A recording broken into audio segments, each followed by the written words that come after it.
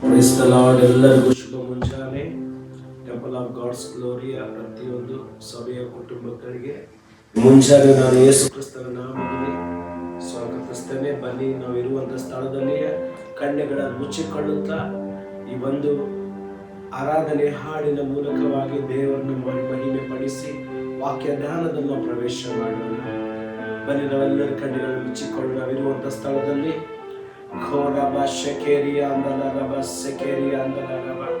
ದೇವರ ಪ್ರಸನ್ನತೆ ಇವತ್ತು ನಮ್ಮ ಮನೆಗಳನ್ನು ತುಂಬಿಕೊಳ್ಳುವ ಹಾಗೆ, ದೇವರ ಸಾನ್ನಿಧ್ಯ ನಮ್ಮ ಜೀವನಗಳನ್ನು ತುಂಬಿಕೊಳ್ಳುವ ಹಾಗೆ ನಾವು ಕರ್ತನಲ್ಲಿ ಬೇಡೋಣ. Hallelujah, hallelujah. ಸ್ತೋತ್ರ, ಸ್ತೋತ್ರ, ಸ್ತೋತ್ರ, ಸ್ತೋತ್ರ ಸ್ವಾಮಿ. ನಾವು ಇವತ್ತು ನಿಮ್ಮನ್ನು ಆರಾಧನೆ ಮಾಡುವಾಗ ಒಂದೊಂದು ಮನೆಗಳು ದೇವರೇ ನಿನ್ನ ಮಹಿಮೆಯಿಂದ ತುಂಬಲ್ಪಡಲಿ. ಒಂದೊಂದು ಕುಟುಂಬಗಳು ದೇವರೇ ನಿನ್ನ ಪ್ರಸನ್ನತೆ, ನಿನ್ನ ಸಾನ್ನಿಧ್ಯದಿಂದ ತುಂಬಲ್ಪಡಲಿ ಸ್ವಾಮಿ. ಈ ದಿವಸ ನಮಗೆ ನೀನು ಆಶೀರ್ವಾದದ ದಿನವಾಗಿ ಮಾರ್ಪಡಿಸು ಸ್ವಾಮಿ. Hallelujah, hallelujah. ಸ್ಥಿರಪಡಿಸುವಾತನೇ, ಬಲಪಡಿಸುವಾತನೇ, ಕೆಳಬಿದ್ದ ಸ್ಥಳದಲ್ಲಿ ನಿಲ್ಲಿಸುವಾತನೇ, ಘನಪಡಿಸುವಾತನೇ, ಹೆಚ್ಚಿಸುವಾತನೇ, ನಮ್ಮ ಪರ ನಿಂತು ಜಯ ನೀಡುವಾತನೇ. ಸ್ಥಿರಪಡಿಸುವಾತನೇ, ಬಲಪಡಿಸುವಾತನೇ, ಕೆಳಬಿದ್ದ ಸ್ಥಳದಲ್ಲಿ ನಿಲ್ಲಿಸುವಾತನೇ, ಘನಪಡಿಸುವಾತನೇ, ಹೆಚ್ಚಿಸುವಾತನೇ, ನಮ್ಮ ಪರ ನಿಂತು ಜಯ ನೀಡುವಾತನೇ. ಏನಾದರೂ ನೀನೇ ಮಾಡಿ ಕಥೆಯೆಲ್ಲ ಬದಲಾಯಿಸುವೆ. ನಿನ್ನ ನಾಮಕ್ಕೆ ಎಲ್ಲ ಮಹಿಮೆ ತಂದುಕೊಳ್ಳುವೆ. ಏನಾದರೂ ನೀನೇ ಎಲ್ಲರೂ ಸೇರಿ ಕಥೆಯೆಲ್ಲ ಬದಲಾಯಿಸುವೆ. ನಿನ್ನ ನಾಮಕ್ಕೆ ಎಲ್ಲ ಮಹಿಮೆ ತಂದುಕೊಳ್ಳುವೆ. ಯೇಸುವೇ, ಯೇಸುವೇ, ನಿಮಗೆ ಎಲ್ಲ ಸಾಧ್ಯವೇ. ಯೇಸುವೇ, ಯೇಸುವೇ, ನಿಮಗೆ ಎಲ್ಲ ಸಾಧ್ಯವೇ. ಎಲ್ಲರೂ ಸೇರಿ ಒಂದು ಸಾರಿ ಹೇಳೋಣ. ಆ ಕೈಯನ್ನ ಕರ್ತನ ಕಡೆಗೆ ಎತ್ತುತ್ತಾ ಹೇಳೋಣ. ದೇವರೇ, ನೀನೇನಾದ್ರೂ ಮಾಡ್ತೀಯ, ನೀನು ಅದ್ಭುತವನ್ನ ಮಾಡ್ತೀಯ, ನಿನ್ನ ಜಯವನ್ನ ಕೊಡ್ತೀಯ. ದೇವರೇ, ಏನಾದರೂ ನೀನೇ ಮಾಡಿ ಕಥೆಯೆಲ್ಲ ಬದಲಾಯಿಸುವೆ. ನಿನ್ನ ನಾಮಕ್ಕೆ ಎಲ್ಲ ಮಹಿಮೆ ತಂದುಕೊಳ್ಳುವೆ. ಏನಾದರೂ ನೀನೇ ಮಾಡಿ ಕಥೆಯೆಲ್ಲ ಬದಲಾಯಿಸುವೆ. ನಿನ್ನ ನಾಮಕ್ಕೆ ಎಲ್ಲ ಮಹಿಮೆ ತಂದುಕೊಳ್ಳೆಲ್ಲರೂ ಕೈ ಎತ್ತುತ್ತ ಯೇಸುವೇ, ಯೇಸುವೇ, ನಿಮಗೆ ಎಲ್ಲ ಸಾಧ್ಯವೇ. ಯೇಸುವೇ, ಯೇಸುವೇ, ನಿಮಗೆ ಎಲ್ಲ ಸಾಧ್ಯವೇ. ನಿಮಗೆ ಎಲ್ಲ ಸಾಧ್ಯವೇ. Amen, hallelujah. ಈಗ ತಾನು ಹಾಡಿಕೊಂಡಂತೆ ನಮ್ಮ ದೇವರಿಗೆ ಅಸಾಧ್ಯವಾದದ್ದು ಒಂದು ಇಲ್ಲ. ದೇವರ ವಾಗ್ದಾನ ಹೇಳ್ತದೆ, ದೇವರು ಅಸಾಧ್ಯವಾದದ್ದನ್ನು ಸಾಧ್ಯವಾಗಿ ಮಾಡುವಂತ ದೇವರು. ರೋಮಪೂರ್ಣ ಪುಸ್ತಕದಲ್ಲಿ ಓದಿಕೊಳ್ಳುತ್ತೆ, ನಮ್ಮ ದೇವರು ಇದ್ದದ್ದನ್ನ ಇಲ್ಲದಂತೆಯೂ ಇಲ್ಲದನ್ನ ಇದ್ದಂತೆ ಮಾಡುವ ದೇವರು.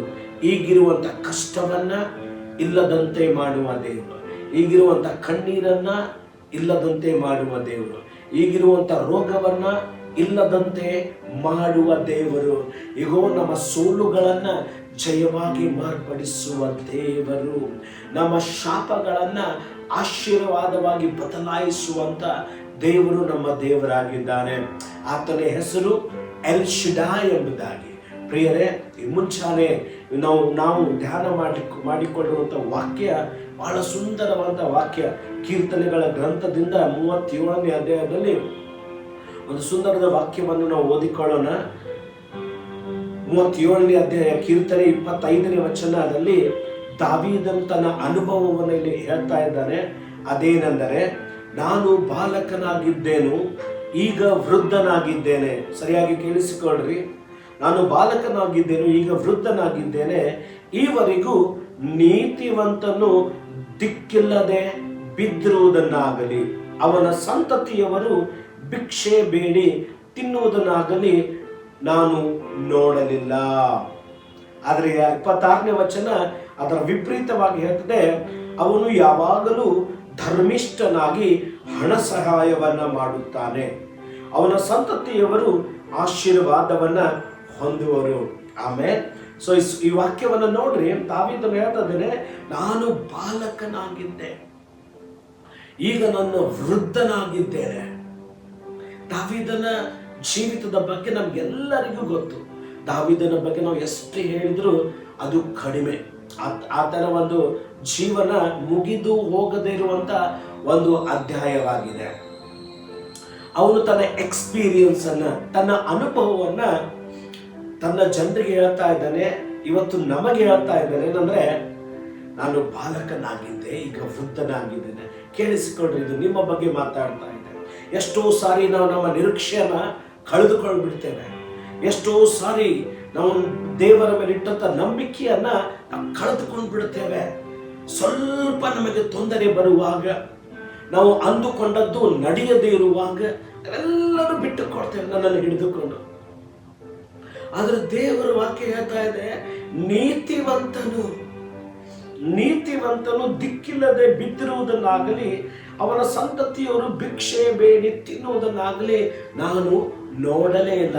ಇವತ್ತು ನಾನು ನಿಮ್ಮ ಜೀವಿತವನ್ನು ನೋಡಿ ಈ ವಾಕ್ಯಗಳ ನಿಮ್ಮ ಜೀವನದಲ್ಲಿ ಡಿಕ್ಲೇರ್ ಮಾಡಲಿಕ್ಕೆ ನಾನು ಇಷ್ಟಪಡ್ತೇನೆ. ಅದೇನೆಂದ್ರೆ, ನೀವು ದಿಕ್ಕಿಲ್ಲದೆ ಬೀಳುವುದಕ್ಕಾಗಿ ದೇವರು ಬಿಡೋದಿಲ್ಲ. ಭಿಕ್ಷೆ ಬೇಡುವುದಕ್ಕಾಗಿ ನಮ್ಮ ದೇವರು ನಮಗೆ ಬಿಡೋದಿಲ್ಲ. ನೀತಿವಂತನು ಇನ್ನೊಂದು ವಾಕ್ಯದಲ್ಲಿ ಓದಿಕೋತೆ, ನೀತಿವಂತನು 7 ಸಾರಿ ಬಿದ್ದರು, ದೇವರು ಅವನನ್ನ ತನ್ನ ಕೈ ಹಿಡಿದು ಎಬ್ಬಿಸುತ್ತಾನೆ.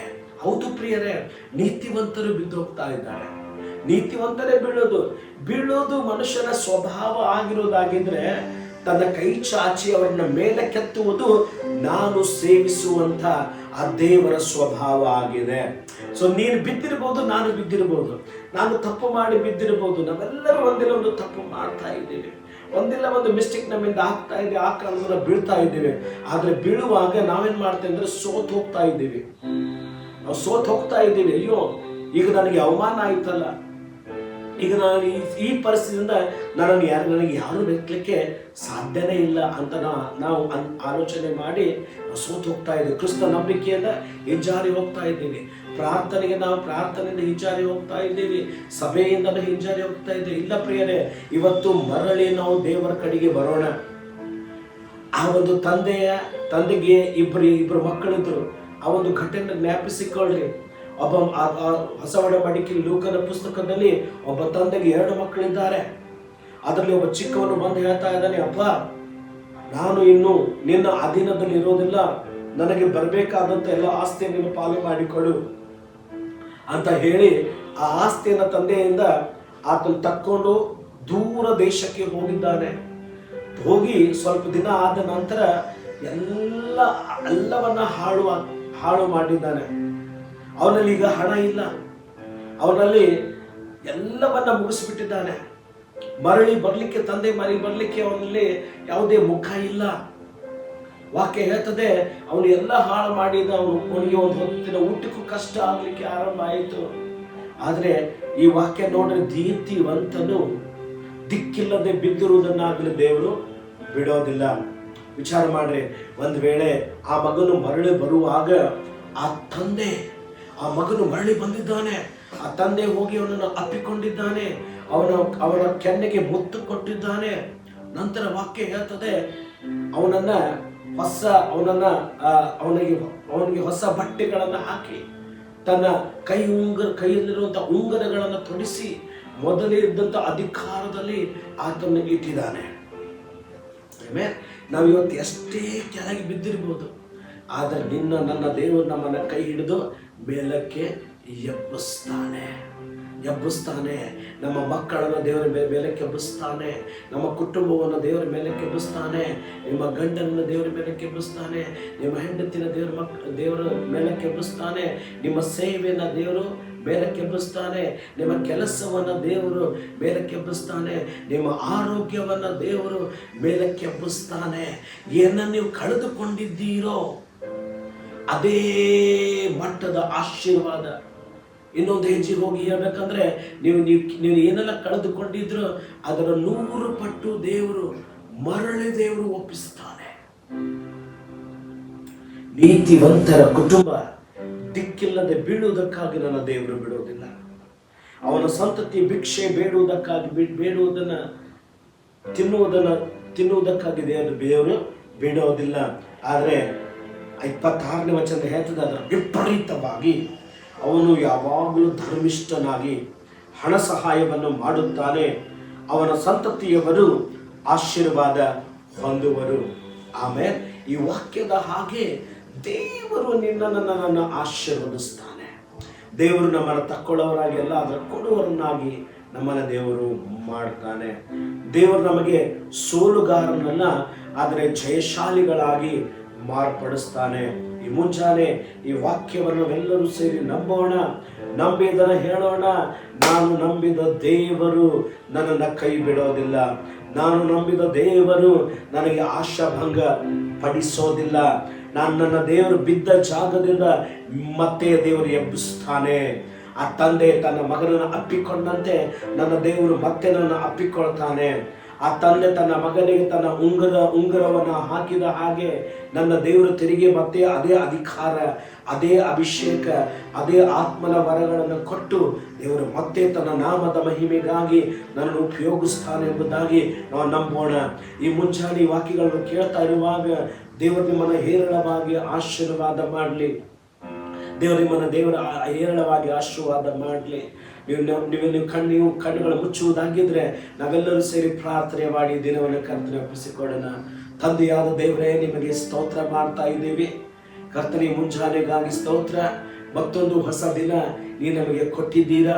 ಇವತ್ತು ನಮ್ಮ ಜೊತೆಗೆ ಸೇರಿ ಬಂದಿರುವಂಥ ಎಲ್ಲ ಟೆಂಪಲ್ ಆಫ್ ಗಾಡ್ಸ್ ಗ್ಲೋರಿಯ ಎಲ್ಲ ದೇವರ ಮಕ್ಕಳಿಗಾಗಿಯೂ ಮತ್ತು ದೇವರೇ ಮತ್ತು ನಮ್ಮನ್ನು ವೀಕ್ಷಿಸ್ತಾ ಇರುವಂಥ ಎಲ್ಲ ಯೂಟ್ಯೂಬಿನ ಪ್ರತಿಯೊಂದು ಕುಟುಂಬಗಳಿಗಾಗಿಯೂ, ಹಿರಿಯರಿಗಾಗಿಯೂ, ಚಿಕ್ಕ ಮಕ್ಕಳಿಗಾಗಿಯೂ, ತಂದೆಗಳಿಗಾಗಿಯೂ, ತಾಯಂದಿರಿಗಾಗಿಯೂ ನಾವು ಕೈ ಚಾಚಿ ನಾವು ಪ್ರಾರ್ಥಿಸ್ತೇವೆ.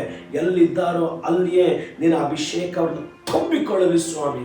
ಅವರು ಎಲ್ಲಿ ಕುಳಿತುಕೊಂಡಿದ್ದಾರೋ, ಎಲ್ಲಿ ಕುಳಿತುಕೊಂಡು ಕೇಳ್ತಾ ಇದ್ದಾರೋ ಅಲ್ಲಿ ಅವರ ಜೀವಿತದ ಮೇಲೆ ನಿನ್ನ ಆಶೀರ್ವಾದ ಹರಿದು ಬರಲಿ ಸ್ವಾಮಿ. ಯಾರಿಗೆ ಬಿಡುಗಡೆ ಬೇಕೋ ಯೇಸು ಕ್ರಿಸ್ತ ನಾಮದಲ್ಲಿ ಈಗ ಬಿಡುಗಡೆ ಉಂಟಾಗಲಿ. ಯಾರಿಗೆ ಆರೋಗ್ಯ ಬೇಕೋ ಯೇಸುವಿನ ನಾಮದಲ್ಲಿ ಆರೋಗ್ಯ ರಿಲೀಸ್ ಆಗಲಿ ಸ್ವಾಮಿ ಕರ್ತನೆ. ಅವ್ರು ಹಾಕಿರುವಂಥ ಕೆಲಸಗಳು ದೇವರೇ ಅವು ಜಯದಲ್ಲಿ ಬದಲಾಗಲಿ ಸ್ವಾಮಿ ಕರ್ತನೆ. ಈ ಇಡೀ ಜುಲೈ ತಿಂಗಳು ಇಡೀ ಒಂದೊಂದು ಕುಟುಂಬಗಳಿಗೆ ಶುಭವಾಗಿ ಆಶೀರ್ವಾದವಾಗಿಯೂ ಮಾರ್ಪಡಲಿ ತಂದೆ ಆದ್ಯವರೇ. ಪ್ರಾರ್ಥನೆಗಳನ್ನು ಕೇಳೋದಕ್ಕಾಗಿ ಸ್ತೋತ್ರ, ಉತ್ತರ ಕೊಟ್ಟಿರೋದಕ್ಕಾಗಿ ಸ್ತೋತ್ರ. ಯೇಸು ಕ್ರಿಸ್ತನ ನಾಮದಲ್ಲಿ ಪ್ರಾರ್ಥಿಸಿದ್ದೇವೆ ನಮ್ಮ ತಂದೆ. Amen, amen. ದೇವರು ನಿಮ್ಮನ್ನು ಆಶೀರ್ವಾದ ಮಾಡಲಿ. God bless you.